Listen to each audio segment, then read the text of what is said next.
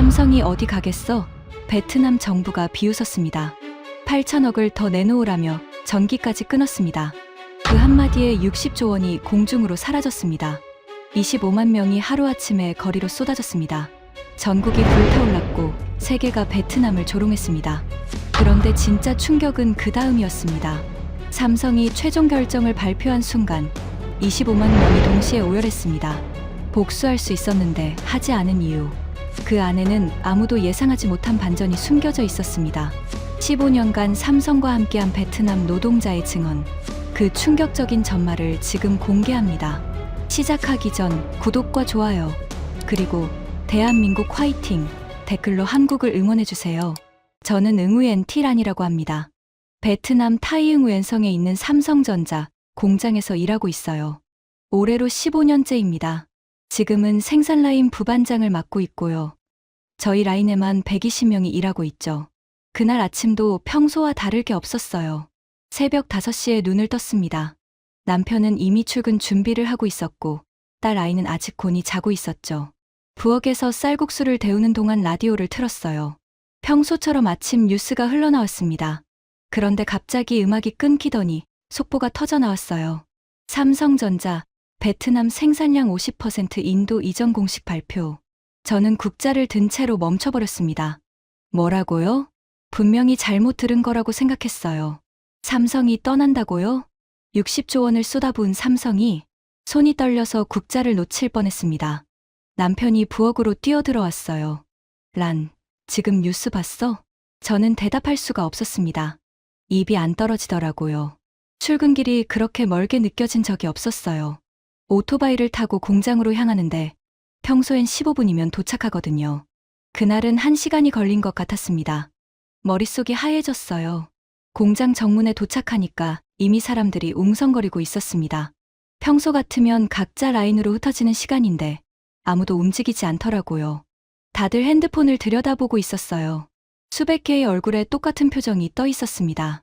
공포요. 순수한 공포. 정문 옆에 설치된 대형 스크린에서 뉴스가 흘러나오고 있었어요. 삼성전자는 글로벌 생산 전략 재편의 일환으로 베트남 생산량을 대폭 축소할 계획입니다. 저는 그 앞에 서서 멍하니 화면을 바라봤습니다. 자막이 스쳐 지나갔어요. 베트남 생산량 50% 인도 이전 확정. 25만 노동자 고용 불안. 400개 협력업체 연쇄 타격 우려. 숫자들이 눈앞에서 춤을 추는 것 같았습니다. 25만 명이요. 그중 한 명이 바로 저였어요. 옆에 서 있던 동료 흐엉이 제 팔을 잡았습니다. 란 언니, 우리 어떻게 되는 거예요? 26살, 입사 3년 차 막내였어요. 눈이 벌써 빨갛게 충혈돼 있더라고요. 저는 뭐라고 대답해야 할지 몰랐습니다. 일단 들어가자. 안에서 공지가 있을 거야. 제 목소리가 떨리고 있다는 걸 저도 알았어요. 공장 안으로 들어가니까 분위기가 완전히 달랐습니다. 평소엔 기계 돌아가는 소리로 시끄러운데 그날은 이상하게 조용했어요. 생산 라인 절반이 멈춰 있더라고요. 사람들이 삼삼오오 모여서 뭔가를 이야기하고 있었습니다. 관리자들도 보이지 않았어요. 한국인 김 과장님이 평소 같으면 벌써 라인을 돌고 계실 시간인데 어디에도 안 보이더라고요. 저는 제 자리에 앉아서 한참을 기다렸습니다. 30분이 지나고 1시간이 지났어요. 아무 공지도 없었습니다. 그 침묵이 더 무서웠어요. 뭔가 끔찍한 일이 벌어지고 있다는 걸 다들 알고 있었거든요. 말로 하지 않아도 그날 오후 공식 공지가 나올 때까지 저는 제 자리에 앉아 있었어요. 멍하니 천장을 바라보면서 15년 전을 떠올렸습니다. 제가 처음 삼성에 온 날이요. 그때 저는 22살이었어요.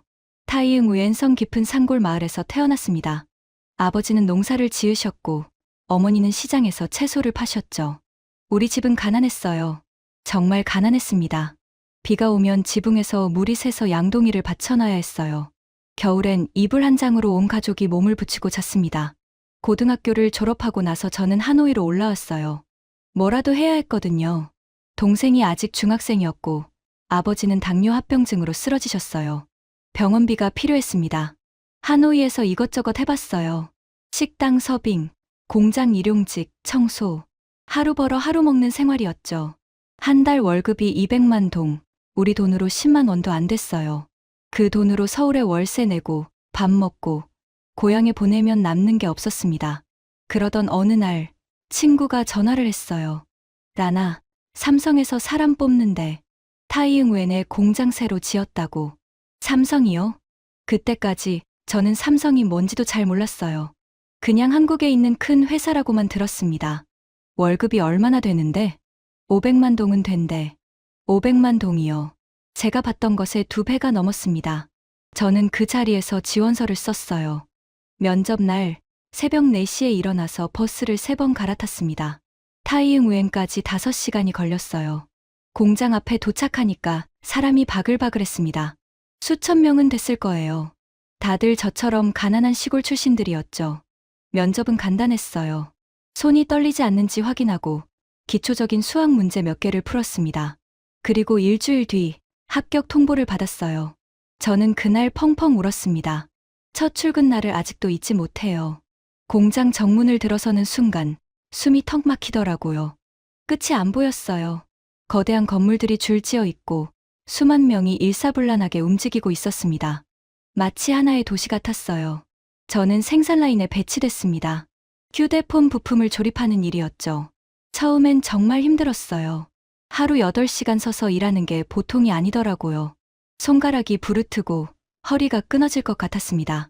그런데 한 달 뒤 첫 월급을 받았어요. 520만 동. 통장에 찍힌 숫자를 보고 저는 한참을 멍하니 있었습니다. 이게 진짜 내 돈이라고? 저는 그 돈을 들고 고향으로 내려갔어요. 아버지 병원비로 300만 동을 드리고 동생 학원비로 100만 동을 보냈습니다. 아버지가 그 돈을 받으시면서 눈물을 흘리시더라고요. 평생 처음 보는 아버지의 눈물이었어요. 라나, 고맙다. 정말 고맙다. 저도 울었습니다. 이게 바로 삼성이 제 인생에 처음 준 선물이었어요. 그 뒤로 15년이 흘렀습니다. 저는 계속 삼성에서 일했어요. 1년 차에는 그냥 라인 노동자였죠. 3년 차에 조장이 됐습니다. 7년 차에 반장, 10년 차에 부반장이 됐어요. 월급도 계속 올랐습니다. 지금은 1,500만 동을 받아요. 15년 전의 3배입니다. 그 돈으로 저는 많은 것을 할 수 있었어요. 아버지 병원비를 꾸준히 대드렸습니다. 당뇨 합병증으로 눈이 안 좋아지셨는데 작년에 수술을 받으셨어요. 삼성이 아니었으면 그 수술비를 어떻게 마련했겠어요. 동생은 대학에 보냈습니다. 우리 집안에서 처음으로 대학 간 사람이에요. 지금 하노이에서 IT 회사에 다니고 있죠. 누나 덕분이야. 동생이 첫 월급 받고 저한테 전화했을 때 그 말 한마디에 모든 고생이 눈 녹듯 사라지더라고요. 그리고 저는 결혼을 했어요. 같은 공장에서 일하던 남편을 만났습니다. 회사에서 아파트 대출 지원을 해줬어요. 저금리로 장기 상환할 수 있게요. 덕분에 우리 부부는 타이응우엔 시내에 32평 아파트를 샀습니다. 제 이름으로 된 첫 번째 집이에요. 현관문을 열고 들어가던 날, 저는 그 자리에 서서 한참을 울었어요. 시골 산골짜기에서 양동이로 빗물 받던 애가 이제 자기 집이 생겼구나. 이게 다 삼성 덕분이구나. 딸이 태어났을 때 삼성은 출산 휴가를 4개월이나 줬어요. 베트남 법정 기준보다 2배나 긴 거였죠. 회사 어린이집에 아이를 맡길 수 있었고 의료보험으로 아이 병원비도 해결됐습니다. 저는 진심으로 생각했어요. 삼성은 그냥 회사가 아니라 제 인생 전부라고. 15년 동안 삼성이 제게 준 건 월급만이 아니었어요. 존엄이었습니다. 가난에서 벗어날 수 있다는 희망, 내 노력이 보상받을 수 있다는 믿음. 그게 삼성이 준 진짜 선물이었죠. 그런데 그 모든 게 하루아침에 사라질 수도 있다니. 저는 멍하니 앉아서 생각했습니다. 삼성이 떠나면 나는 어떻게 되지?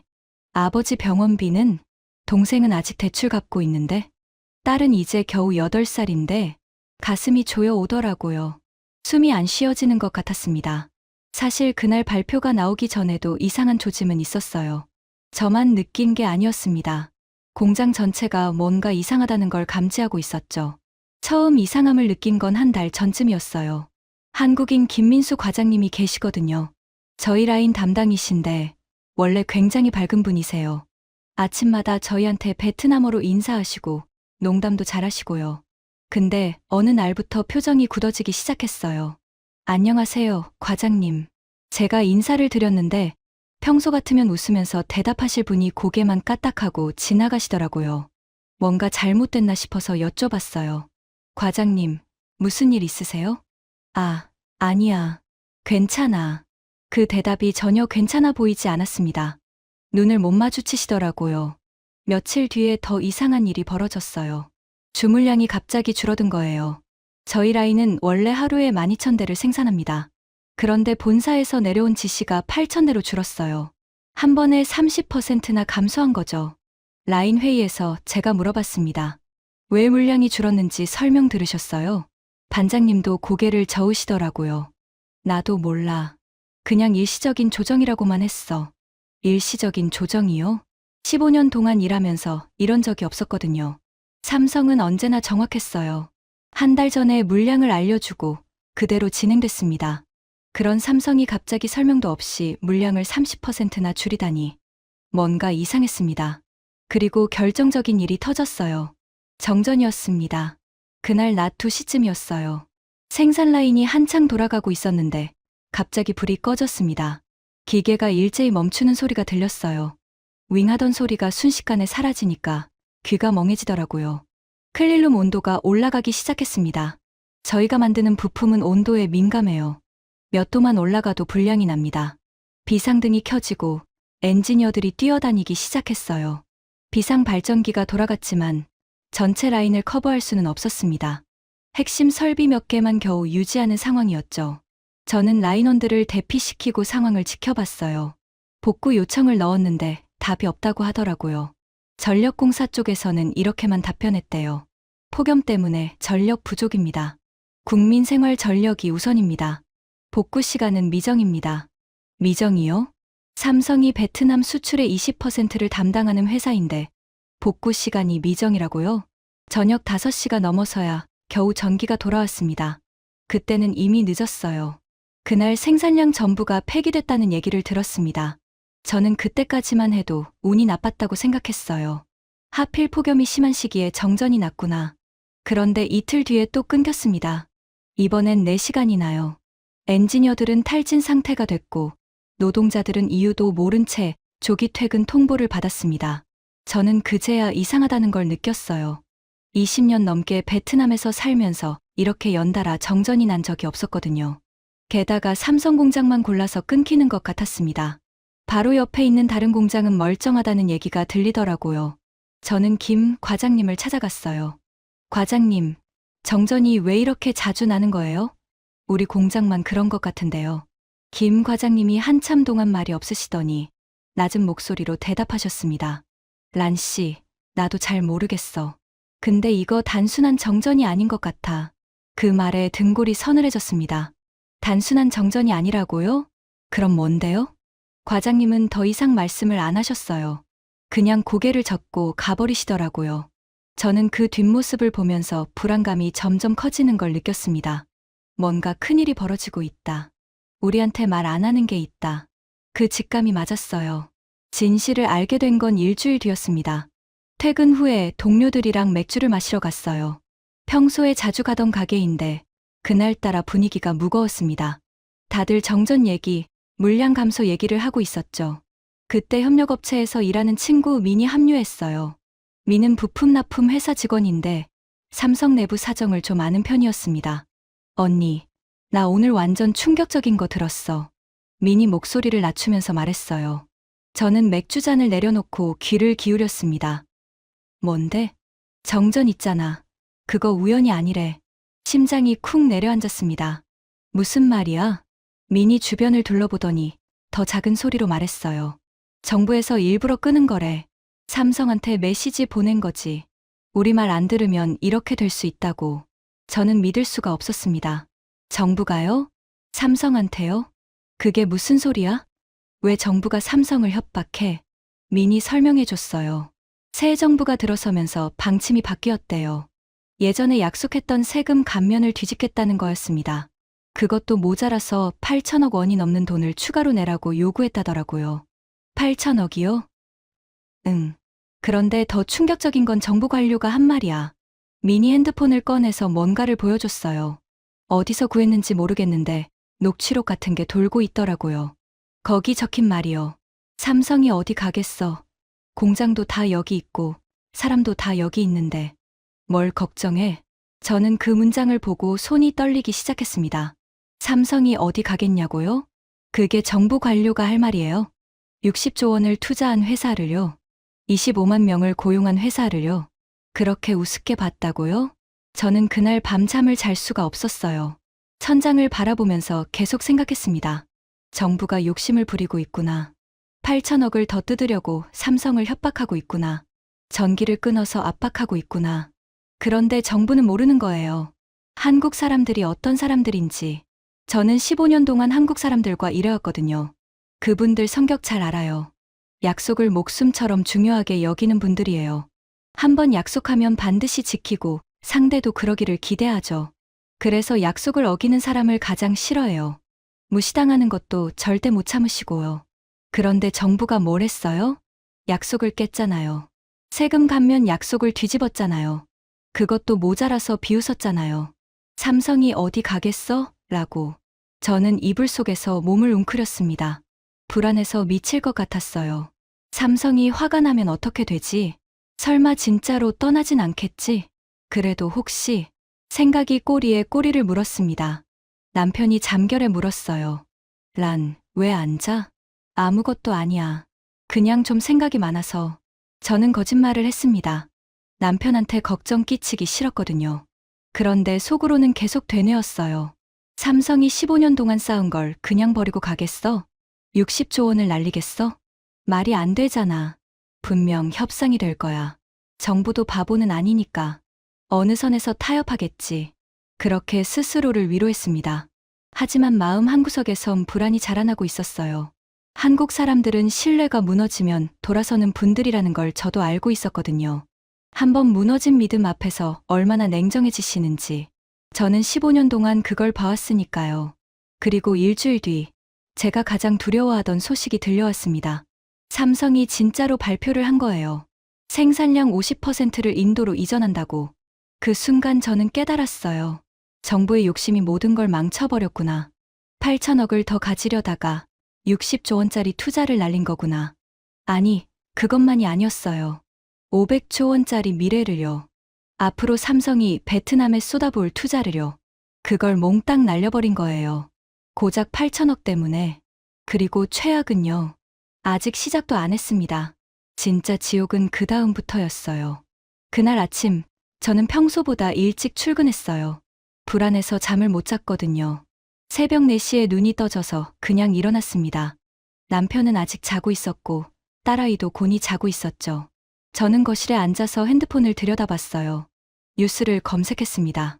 삼성, 베트남, 이전. 검색어를 치는 손이 떨리더라고요. 아직 공식 발표는 없었어요. 하지만 인터넷에는 온갖 루머가 돌고 있었습니다.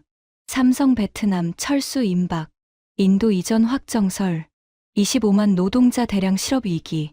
저는 핸드폰을 꺼버렸습니다. 더 이상 보고 싶지 않았어요. 공장에 도착하니까 분위기가 이상했습니다. 평소보다 사람이 많았어요. 아직 교대 시간도 안 됐는데 벌써 다들 나와 있더라고요. 정문 앞에 대형 스크린이 설치돼 있었습니다. 평소엔 안전 교육 영상이나 회사 공지를 틀어주는 화면이에요. 그런데 그날은 뉴스 채널이 나오고 있었습니다. 사람들이 그 앞에 모여서 화면을 올려다보고 있었어요. 저도 그 틈에 끼어들었습니다. 앵커가 긴장된 표정으로 말하고 있었어요. 오늘 오전 10시 삼성전자가 중대 발표를 할 예정입니다. 베트남 생산 전략 재편에 관한 내용으로 알려졌습니다. 중대 발표요. 그 단어가 가슴에 칼처럼 박혔습니다. 오전 10시가 다가올수록 공장 전체가 긴장으로 팽팽해졌어요. 생산 라인은 돌아가고 있었지만 아무도 집중을 못했습니다. 다들 시계만 쳐다보고 있었죠. 9시 50분. 저희 라인 반장님이 말씀하셨어요. 잠깐 손 멈추고 다 같이 발표 보자. 기계가 멈췄습니다. 120명이 일제히 휴게실로 이동했어요. TV가 켜져 있었습니다. 삼성 로고가 화면에 떠 있었고 곧 발표가 시작될 거라는 자막이 흘러나왔어요. 저는 동료 흐엉이 옆에 서 있었습니다. 흐엉이가 제 손을 꽉 잡았어요. 손이 차갑더라고요. 제 손도 마찬가지였습니다. 10시 정각.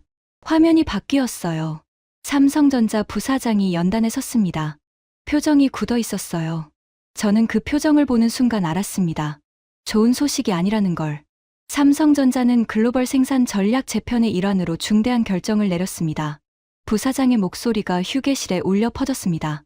모두가 숨을 죽이고 들었어요. 베트남 생산량의 50%를 단계적으로 인도로 이전할 계획입니다. 그 순간 휴게실이 얼어붙었습니다. 아무도 말이 없었어요.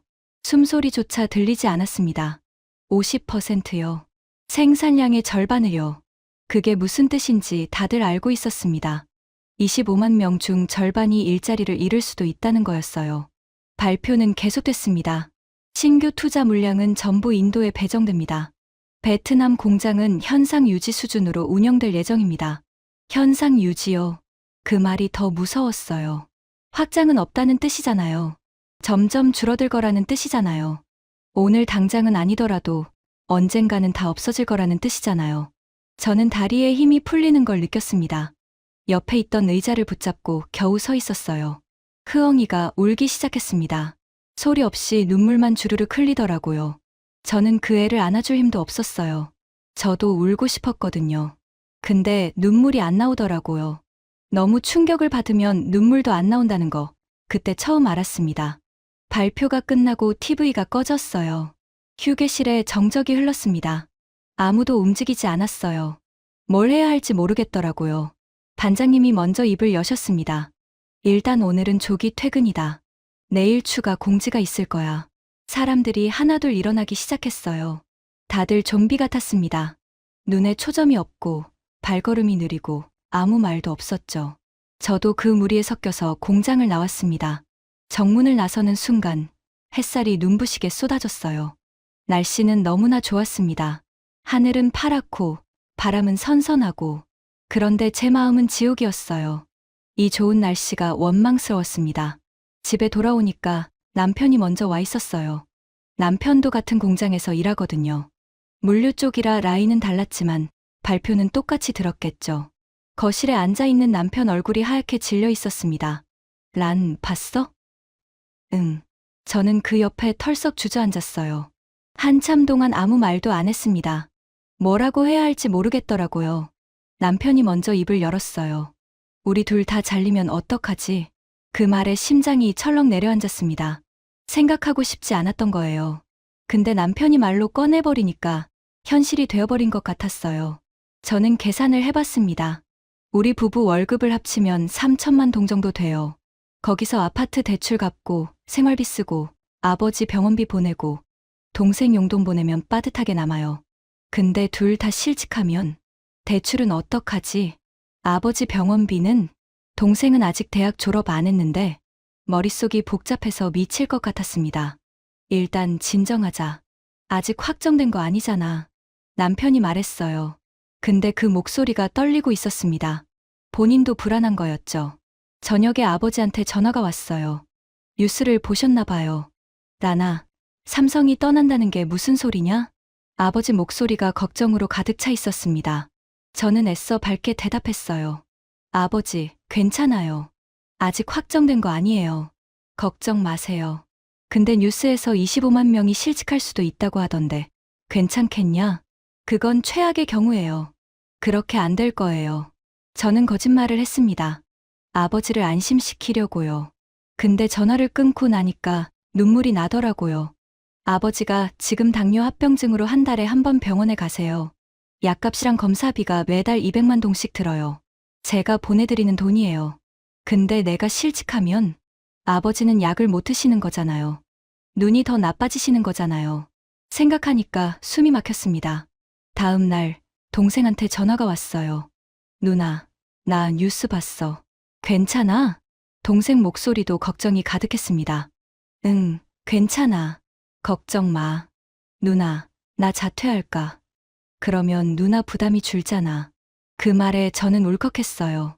무슨 소리야. 절대 안 돼. 넌 졸업해야 해. 근데 누나가 실직하면 어떡해? 실직 안 해. 그리고 내가 졸업하는 게 우리 집안 전체한테 중요한 거야. 넌 공부만 해. 전화를 끊고 나서 펑펑 울었습니다. 동생이 자퇴를 생각하고 있다니. 내가 얼마나 불안해 보였으면 동생이 그런 생각을 했을까. 너무 미안하고 너무 슬펐어요. 남편이랑 싸우기 시작한 것도 그 무렵이었어요. 사소한 일로 자꾸 부딪히더라고요. 왜 반찬을 이것밖에 안 했어? 피곤해서 그래. 나도 힘들어. 나만 힘든 줄 알아? 나도 힘들어. 예전에는 안 그랬거든요. 우리 부부 사이 좋았어요. 근데 불안하니까 서로한테 짜증을 내게 되더라고요. 어느 날 밤, 큰 싸움이 났습니다. 남편이 말했어요. 우리 부모님한테 돈 좀 빌리자. 싫어. 시부모님한테 손 벌리기 싫어. 그럼 어떡하라고? 대출 못 갚으면 집 뺏겨. 소리 지르지 마. 아이가 자고 있잖아. 딸이 방에서 울음소리를 냈어요. 우리 싸우는 소리에 깬 거였죠. 저는 그제야 정신이 들었습니다. 아이 방으로 달려갔어요.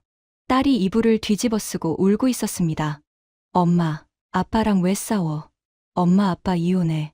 그 말에 가슴이 찢어지는 것 같았어요. 아니야, 아가. 이혼 안 해. 그냥 좀 힘들어서 그래. 미안해. 저는 딸을 안고 한참을 울었습니다. 8살짜리 아이가 이혼을 걱정하고 있다니. 내가 뭘 하고 있는 거지?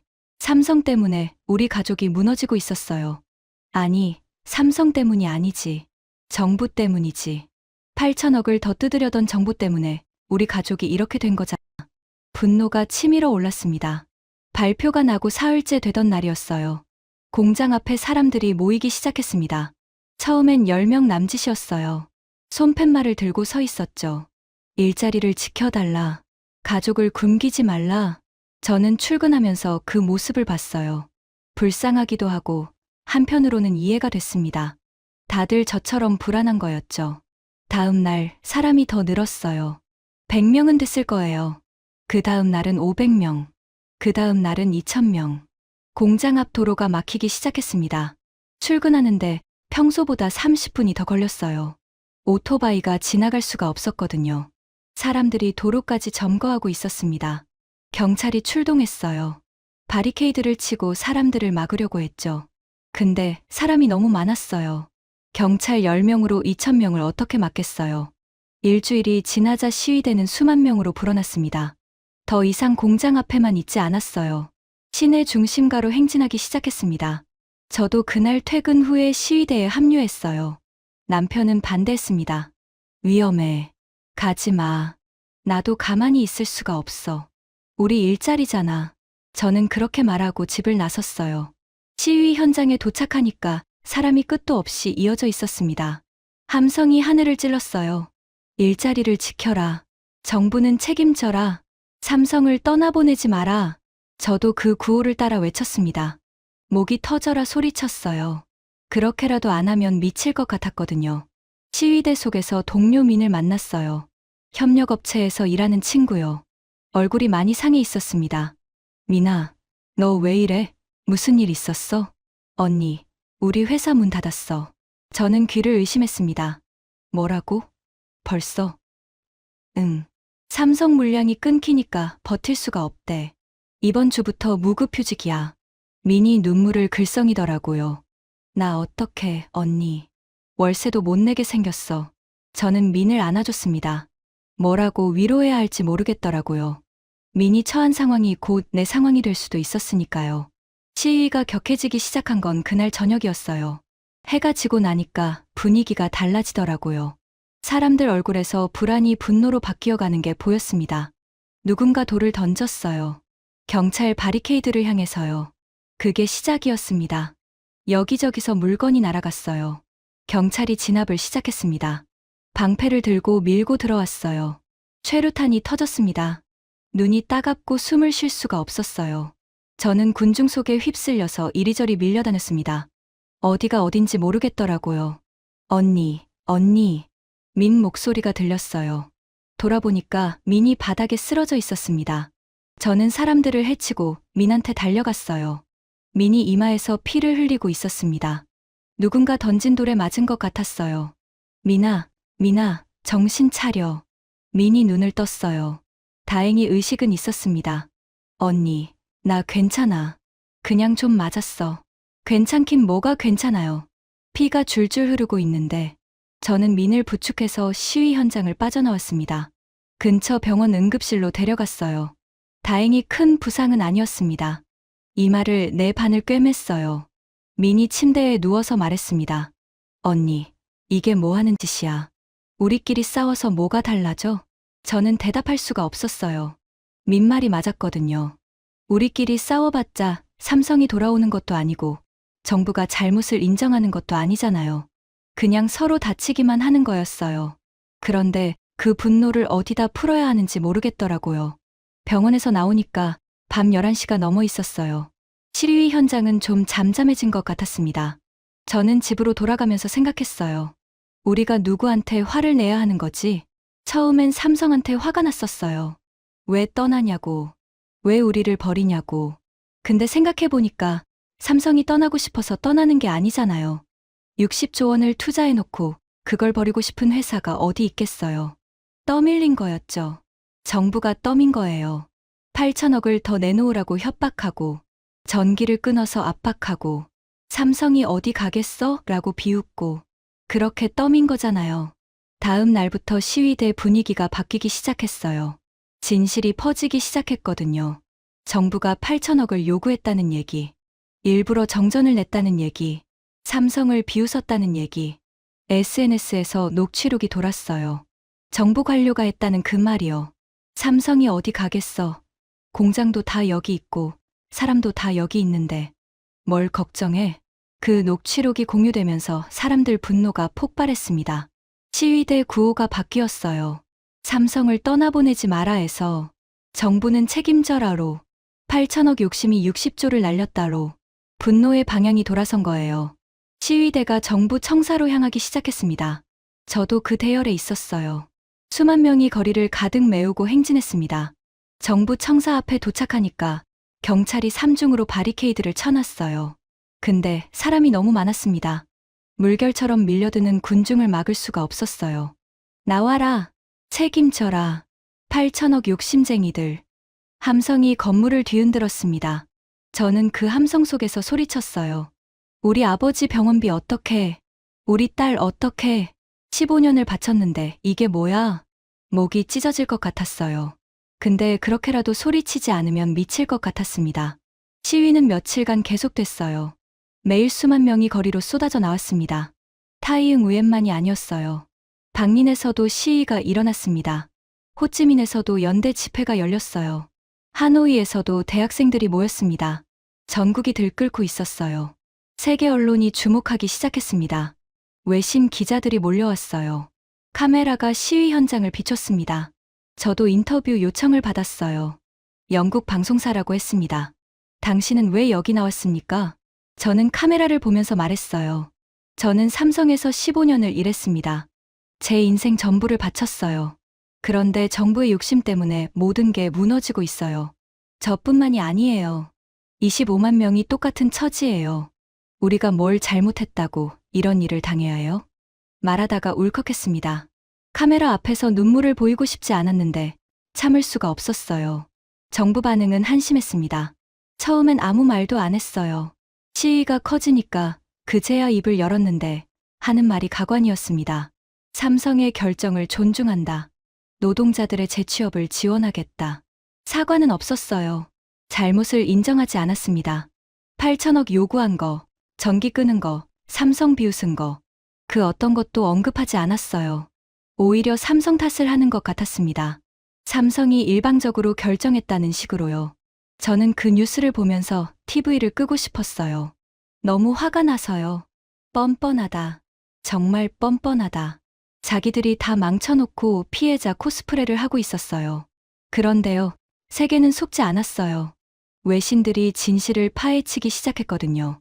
발표가 나고 일주일쯤 지났을 때 미국의 유명 경제신문이 사설을 실었습니다. 제목이 충격적이었어요. 베트남 정부의 전례 없는 정책 실패. 저는 그 기사를 번역해서 읽었어요. 가슴이 후련하더라고요. 기사 내용은 명확했습니다. 약속을 지키지 않은 정부는 신뢰를 잃고 신뢰를 잃은 국가에는 투자가 오지 않는다. 베트남 정부는 8천억 원을 더 얻으려다 60조 원을 잃었다. 이보다 어리석은 선택이 있을까? 더 큰 문제는 앞으로다. 베트남을 바라보는 글로벌 투자자들의 시선이 완전히 달라졌다. 당연한 얘기지만 정확한 지적이었죠. 세계가 진실을 알기 시작한 거예요. 일본 언론도 비슷한 분석을 내놨습니다. 외국 기업을 볼모로 삼으려던 시도가 역풍을 맞았다. 베트남은 스스로 발등을 찍었다. 독일 신문에서는 더 신랄했어요. 동남아 투자 리스크가 재평가되고 있다. 베트남은 더 이상 안전한 투자처가 아니다. 영국 경제지는 이렇게 썼습니다. 한국 기업을 건드리면 어떻게 되는지 베트남이 온몸으로 보여줬다. 저는 그 기사들을 읽으면서 복잡한 기분이었어요. 한편으로는 통쾌했습니다. 세계가 정부의 잘못을 지적해주고 있으니까요. 우리만 억울한 게 아니라는 걸 알게 됐으니까요. 근데 다른 한편으로는 슬펐어요. 우리나라가 국제적으로 망신을 당하고 있잖아요. 외국인들이 베트남을 비웃고 있잖아요. 그게 자랑스러운 일은 아니었습니다. 미국의 한 유명 대학 교수가 방송에 나와서 한 말이 기억에 남아요. 삼성의 결정은 정치적 보복이 아닙니다. 리스크 관리입니다. 기업은 예측 가능한 환경을 원합니다. 베트남 정부가 스스로 그 환경을 파괴했어요. 진행자가 물었습니다. 다른 기업들도 같은 선택을 할 거라고 보십니까? 교수가 고개를 끄덕였어요. 이미 시작됐을 겁니다. 그 말이 맞았어요. 실제로 연수의 반응이 일어나기 시작했거든요. 삼성 발표 후 2주 만에 일본 전자업체가 베트남 신규 투자 계획을 보류한다고 발표했어요. 독일 자동차 부품 회사도 같은 결정을 내렸습니다.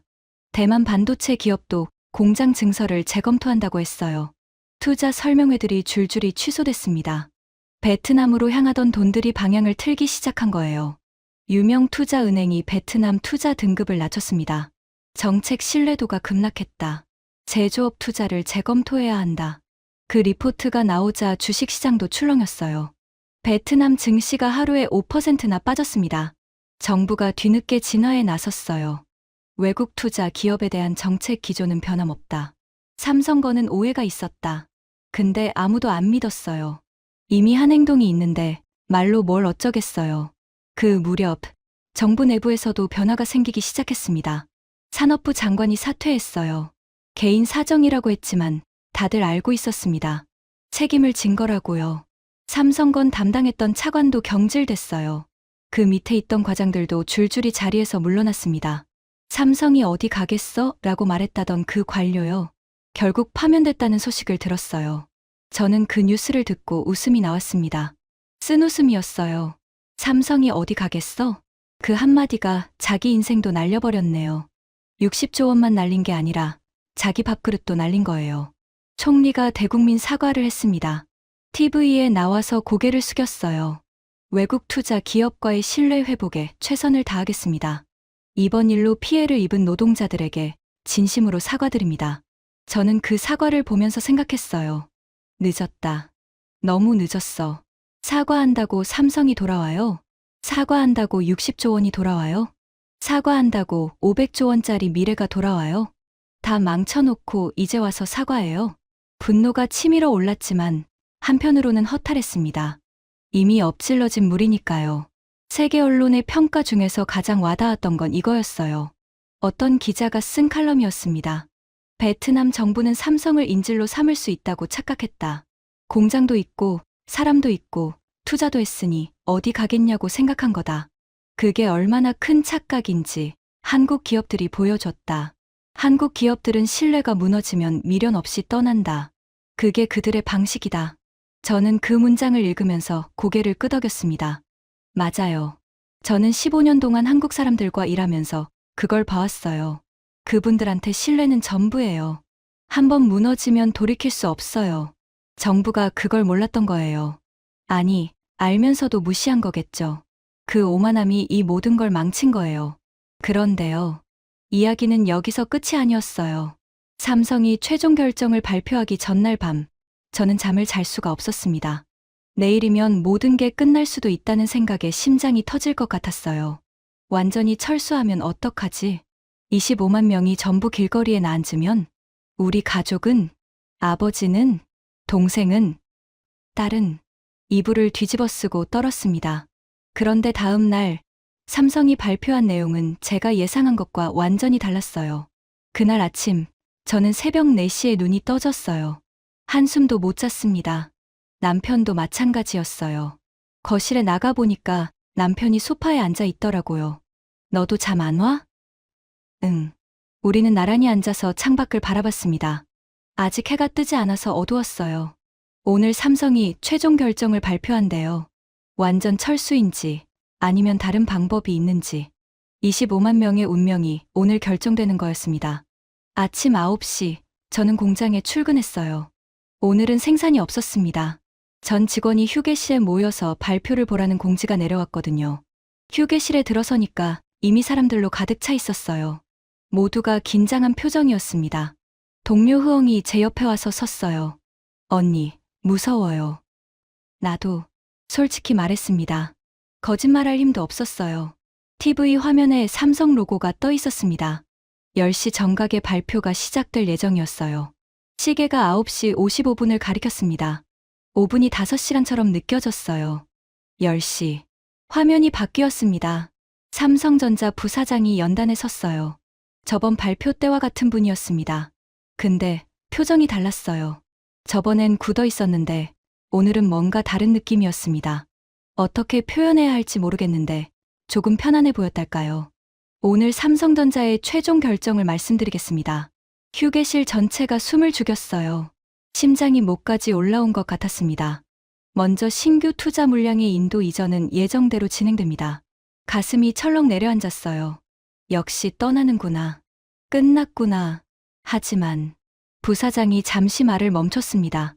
그 1초가 영원처럼 느껴졌어요. 기존 베트남 공장은 그대로 유지합니다.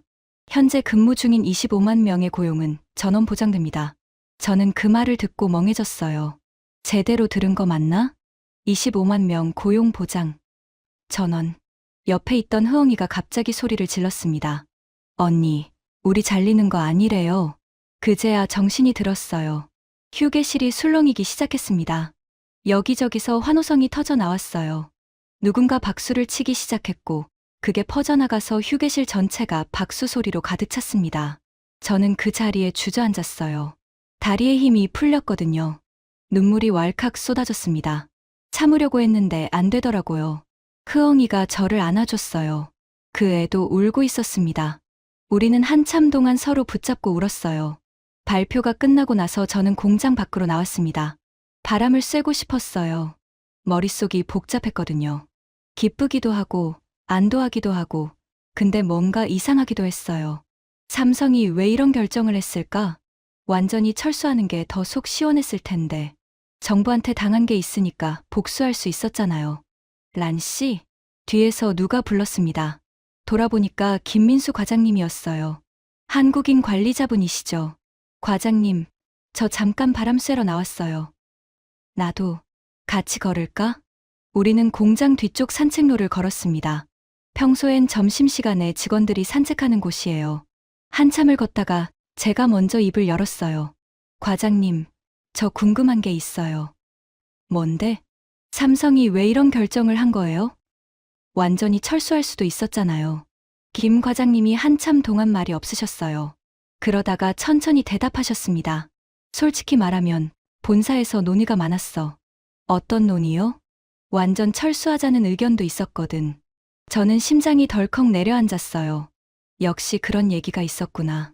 그런데 왜 안 한 거예요? 과장님이 멈춰 서셨습니다. 저를 바라보면서 말씀하셨어요. 란 씨, 우리가 떠나면 가장 큰 피해를 보는 게 누구겠어? 저는 대답하지 못했습니다. 정부 관료들? 아니야. 그 사람들은 어떻게든 살아남아. 자리 잃어도 다른 데 가면 되니까. 그럼요?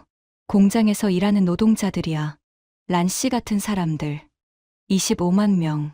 그 사람들은 아무 죄도 없잖아. 저는 그 말에 가슴이 뭉클해졌어요. 과장님이 계속 말씀하셨습니다. 본사 회의에서 누가 그랬대. 우리가 복수하고 싶은 건 정부지, 노동자들이 아니다. 죄 없는 사람들까지 벌할 필요가 있냐고. 그래서 남기로 한 거예요? 응. 신규 투자는 끊어서 정부한테 메시지를 주고 기존 공장은 유지해서 노동자들은 지키는 거야. 그게 우리가 내린 결론이야. 저는 눈물이 또 나오려고 했어요. 참았습니다. 과장님 앞에서 또 울고 싶지 않았거든요. 과장님, 감사합니다. 내가 뭘? 회사가 결정한 거지. 아니요. 그래도 감사해요. 진짜로. 과장님이 웃으셨어요. 란 씨, 앞으로도 열심히 일해. 우리 같이 오래 가자. 저는 고개를 끄덕였습니다. 목이 메어서 말이 안 나왔어요. 그날 저녁, 저는 집에 돌아와서 남편한테 모든 얘기를 했어요. 발표 내용, 과장님한테 들은 얘기, 삼성이 왜 그런 결정을 했는지. 남편이 한참 동안 말이 없더니 이렇게 말했습니다. 한국 사람들 대단하다. 응. 복수할 수 있었는데 안 한 거잖아. 응. 그게 진짜 강한 거 아닐까? 저는 남편 말에 고개를 끄덕였어요. 맞아요. 진짜 강한 건 상대를 짓밟는 게 아니에요. 힘이 있어도 함부로 쓰지 않는 거예요. 특히 힘없는 사람들한테는요. 삼성이 보여준 건 바로 그거였습니다. 힘이 있었어요. 베트남 경제를 흔들어 놓을 힘이 있었어요. 근데 그 힘을 휘두르지 않았습니다. 왜냐하면 그러면 죄 없는 사람들이 다치니까요. 그게 품격이에요. 저는 그날 밤 한국이라는 나라에 대해 다시 생각하게 됐습니다. 삼성의 최종 발표가 나간 뒤 공장 분위기가 완전히 달라졌어요. 불안에 떨던 사람들이 다시 웃기 시작했습니다. 생산 라인이 정상 가동됐고 기계 돌아가는 소리가 예전처럼 경쾌하게 들렸어요. 기존 인력 전원 고용 유지, 그 공지가 게시판에 붙었을 때 사람들이 그 앞에서 사진을 찍더라고요. 눈물을 흘리는 사람들도 있었어요. 기쁨의 눈물이었죠. 거리의 분위기도 달라졌습니다. 시위대가 하나둘 흩어지기 시작했어요. 함성이 잦아들고 도로가 다시 뚫렸습니다. 며칠 전만 해도 아수라장이었던 도시가 조금씩 평정을 찾아갔어요. 저는 그 변화를 보면서 생각했습니다. 이 사태를 진정시킨 게 뭘까? 경찰이 아니었어요. 정부도 아니었고요. 삼성의 한마디였습니다. 기존 공장은 유지한다. 25만 명의 고용은 보장한다. 그 약속 하나가 수만 명의 분노를 가라앉힌 거예요. 약속의 힘이 그렇게 큰 거였습니다. 발표가 나고 일주일 뒤 저는 아버지한테 전화를 드렸어요. 아버지, 저 안 잘려요. 계속 다닐 수 있어요. 전화기 너머로 아버지가 한숨을 내쉬시는 게 들렸어요. 안도의 한숨이었죠. 라나, 다행이다. 정말 다행이야. 네. 아버지 병원비도 계속 보내드릴 수 있어요. 걱정 마세요. 내 걱정하는 거야. 아버지 걱정은 하지 마라. 아버지. 응. 삼성이 대단해요. 우리 안 버렸어요. 아버지가 잠깐 말이 없으시더니 말씀하셨어요. 한국 사람들 대단하구나. 그 큰 회사가 직원들 생각해 주다니. 저는 눈물이 핑 돌았어요. 네. 대단해요. 동생한테도 전화했습니다. 오빠, 나 계속 다녀. 자퇴하지 마. 동생이 웃으면서 대답했어요. 누나, 진짜 다행이다. 나 졸업하고 누나한테 효도할게. 그래, 열심히 해. 누나, 근데 삼성이 왜 남기로 한 거야? 다 철수해도 됐잖아. 저는 과장님한테 들은 얘기를 해줬어요. 죄 없는 사람들까지 벌하고 싶지 않았다는 거. 힘이 있어도 함부로 쓰지 않았다는 거. 동생이 한참 동안 말이 없더니 이렇게 말했어요. 누나, 나 나중에 한국어 배워볼까? 왜? 한국 사람들이랑 일하고 싶어. 그런 사람들이랑 일하면 배울 게 많을 것 같아. 저는 그 말에 웃음이 났어요. 그래, 좋은 생각이야. 남편이랑 사이도 다시 좋아졌어요. 싸우던 게 언제였냐는 듯이 예전으로 돌아갔습니다. 어느 날 저녁 남편이 말했어요. 란, 우리 딸한테 한국어 가르쳐 볼까? 한국어? 응. 삼성에서 일하려면 한국어 하면 좋잖아. 우리 딸도 나중에 좋은 데서 일했으면 좋겠어. 저는 그 말에 가슴이 따뜻해졌어요. 좋아. 그러자. 그날부터 저는 딸한테 한국어를 가르치기 시작했습니다. 따라 해봐. 안녕하세요. 안녕하세요. 딸이 어눌한 발음으로 따라했어요. 잘했어. 다음은 감사합니다. 감사합니다. 저는 딸을 안아줬습니다. 이 아이가 크면 나보다 더 좋은 세상에서 살았으면 좋겠어요. 삼성 같은 회사에서 일하면서 한국 사람들처럼 품격 있는 사람이 됐으면 좋겠어요. 이번 일을 겪으면서 저는 많은 걸 배웠습니다. 한국이라는 나라에 대해 다시 생각하게 됐어요. 15년 동안 한국 사람들과 일하면서 느낀 게 있습니다. 그분들은 약속을 정말 중요하게 여겨요. 한번 약속하면 반드시 지키고 상대도 그러기를 기대하죠. 그래서 약속을 어기는 사람을 가장 싫어해요. 신뢰가 무너지면 관계도 끝이에요. 근데 이번에 새롭게 알게 된 것도 있어요. 한국 사람들은 힘이 있어도 함부로 쓰지 않는다는 거였습니다. 적어도 삼성은 그랬어요. 베트남 정부한테 당한 게 있으니까 복수할 수 있었잖아요. 완전히 철수해서 경제를 망가뜨릴 수 있었어요. 근데 안 했습니다. 왜냐하면 힘없는 노동자들이 피해를 보니까요. 그게 품격이에요. 힘이 있는 건 대단한 게 아니에요. 누구나 힘을 가질 수 있으니까요. 돈 많으면 힘이 생기고 권력 있으면 힘이 생기죠. 근데 그 힘을 어떻게 쓰느냐가 중요한 거예요. 약자를 보호하는 데 쓰면 품격이 되고 약자를 짓밟는 데 쓰면 폭력이 되는 겁니다. 삼성은 품격을 선택했어요. 그래서 저는 한국이라는 나라가 대단하다고 생각합니다. 단순히 경제가 잘 살아서가 아니에요. 돈이 많아서도 아니고요.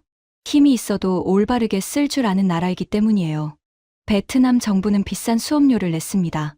8천억을 더 가지려다가 60조를 날렸으니까요. 앞으로 들어올 500조 원짜리 투자도 날렸어요. 국제사회에서 신뢰도 잃었고요. 외국 기업들이 베트남 투자를 꺼릴 수도 있어요. 그게 다 욕심 때문에 생긴 일입니다. 저는 이 이야기를 딸한테도 해줄 거예요. 크면 이해하겠죠. 한국 사람들을 보라고요. 약속을 지키는 게 얼마나 중요한지, 신뢰가 얼마나 값진 건지 배우라고요. 그리고 힘이 생겼을 때 어떻게 써야 하는지도 기억하라고요. 지금 저는 여전히 삼성에서 일하고 있습니다. 발표가 나기 전과 똑같이요. 아침에 출근하고 라인에서 일하고 저녁에 퇴근해요. 예전만큼 물량이 많지는 않아요. 신규 투자가 인도로 갔으니까요. 그래도 감사합니다. 일자리가 있다는 것만으로도 감사해요. 가족을 먹여 살릴 수 있다는 것만으로도 다행이에요. 창밖을 보면 타이응우엔 시내가 내려다 보입니다. 이 도시는 삼성 덕분에 성장했어요. 그리고 삼성 덕분에 살아남았습니다. 정부가 망쳐놓은 걸 삼성이 수습해준 거예요. 한국이라는 나라가 참 대단합니다. 먼 나라에서 와서 공장을 세우고 일자리를 만들고 사람들한테 기회를 줬어요. 저 같은 시골 소녀한테 인생을 바꿀 기회를 줬습니다. 그리고 위기가 왔을 때도 끝까지 책임지는 모습을 보여줬어요. 그게 진짜 강한 나라의 모습이라고 저는 생각합니다. 힘으로 이긴 게 아니에요. 품격으로 이긴 겁니다. 그 품격을 저는 평생 잊지 못할 것 같습니다. 삼성이 제게 준 건 월급이 아니었어요. 존엄이었습니다. 가난해도 노력하면 될 수 있다는 희망, 열심히 살면 보상받을 수 있다는 믿음, 그리고 어려울 때 버림받지 않는다는 신뢰. 그게 삼성이 준 진짜 선물이었습니다. 지금까지 베트남 삼성 공장 노동자 응우엔 티란이 경험한 충격적인 이야기였습니다. 8천억 욕심이 60조를 날린 베트남 정부, 그리고 복수 대신 품격을 선택한 대한민국 삼성. 우리가 만든 기업이 세계에서 어떤 존경을 받고 있는지 이 이야기를 주변에 널리 공유해 주세요. 대한민국의 저력은 우리가 생각하는 것보다 훨씬 큽니다. 구독과 좋아요, 댓글로 응원 부탁드립니다. 지금까지 감동테라였습니다. 감사합니다.